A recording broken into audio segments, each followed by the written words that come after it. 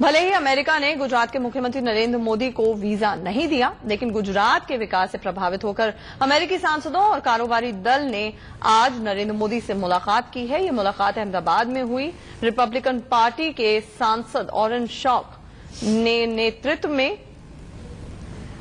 नरेंद्र मोदी से एक दल ने मुलाकात की। मुलाकात के दौरान कई मुद्दों पर चर्चा भी हुई। बताया जा रहा है कि अमेरिकी डेलीगेशन 2 दिनों तक के लिए अहमदाबाद में ही रहेगी।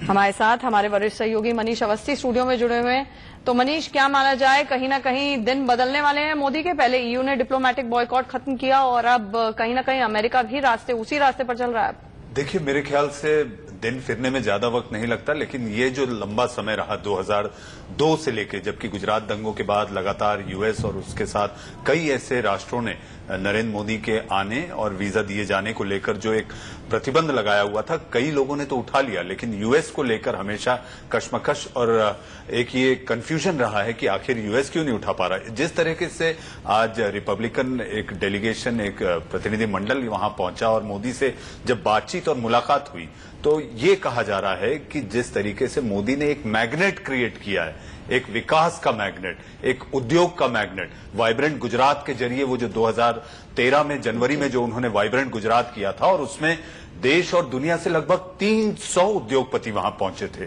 तो उसके मद्देनजर ये 4 लोगों का वहां आकर उनसे मिलना और लगातार 2 दिनों तक गुजरात में रहना मुझे ये इंगित करता है और ये संदेश भी जाता है कि मोदी की यूएस को लेकर जो सोच रही है। हालांकि हाल ही में मोदी को वहां पर एक कॉलेज में जाकर यूएस में एक भाषण देना था, लेकिन ऐसी स्थिति नहीं बन पाई क्योंकि वीजा नहीं मिला। लेकिन फिर वो वीडियो कॉन्फ्रेंसिंग के जरिए जिस तरीके से उन्होंने आह्वान किया और 1.5 घंटा धारा प्रवाह वीडियो कॉन्फ्रेंसिंग के जरिए अमेरिका में बैठे भारतीयों को जो उन्होंने आह्वान किया और जो भाषण दिया था, मुझे ऐसा लगता है कि इसे समझा जाना चाहिए कि मोदी से यूएस की जो नाराजगी थी वो कम जरूर होती दिखाई दे रही है। मनीष, कहीं ना कहीं लेकिन ये साथ के साथ ये भी सवाल खड़ा होता है कि वॉर्टन यूनिवर्सिटी में जहां पर मोदी को बाकायदा जाकर वीडियो कॉन्फ्रेंसिंग के जरिए अपनी बात कहनी थी, वहां पर उनको अलाउ नहीं किया गया क्योंकि एक सिग्नेचर कैंपेन चला। तो बहुत बड़ा ऐसा धड़ा है और खास तौर से ईयू के डिप्लोमेटिक बॉयकॉट खत्म करने के बाद भी अमेरिका ने खुद कहा, ऑन रिकॉर्ड कहा वहां के फॉरेन मिनिस्टर ने भी, कि वो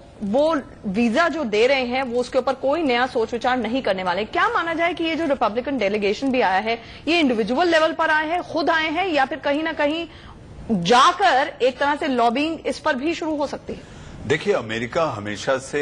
पूंजीपतियों को सहेजता रहा है और जिस तरीके से गुजरात में विकास की बयार और गुजरात का जो प्रोजेक्शन अंतर्राष्ट्रीय स्तर पर, और खासकर अगर आप देखें तो गुजरात से कई ऐसे उद्योगपति और धनाढ्य परिवार हैं जो अमेरिका में पिछले कई दशकों से बसे हुए हैं। ऐसी स्थिति में गुजरात को लेकर जो वीडियो कॉन्फ्रेंसिंग के जरिए मोदी ने अपना संदेश देने का एक कवायद की थी और जिस तरीके से गुजरात का एक पिक्चर, एक तस्वीर जो उभर के आ रही है दुनिया भर में, उसके तहत अमेरिका और वहां के सीनेटर्स, रिपब्लिकन जितने हैं और डेमोक्रेट्स, इन सारे लोगों में ये जरूर है कि भारत का एक ऐसा प्रदेश है जहां का सूबे का मुख्यमंत्री बात करता है विकास की और वो कर दिखा रहा है, उद्योगों को अपनी ओर खींच रहा है। एक गुरुत्वाकर्षण, जिसे हम मैग्नेट फॉर इंडस्ट्री कहें, वो वहां पर गुजरात की ओर जो आकर्षित होता चला आ रहा है। ये संदेश जाता है कि अगर हमें अपने पूंजीपतियों को आगे बढ़ाना है तो इस तरीके से अगर विकास की बयार गुजरात में जाके भी अमेरिका को करना पड़े तो मुझे नहीं लगता कि उन्हें कोई परहेज होगा। लेकिन वीजा को लेकर मुझे अब भी लगता है कि इतनी जल्दबाजी में अमेरिका,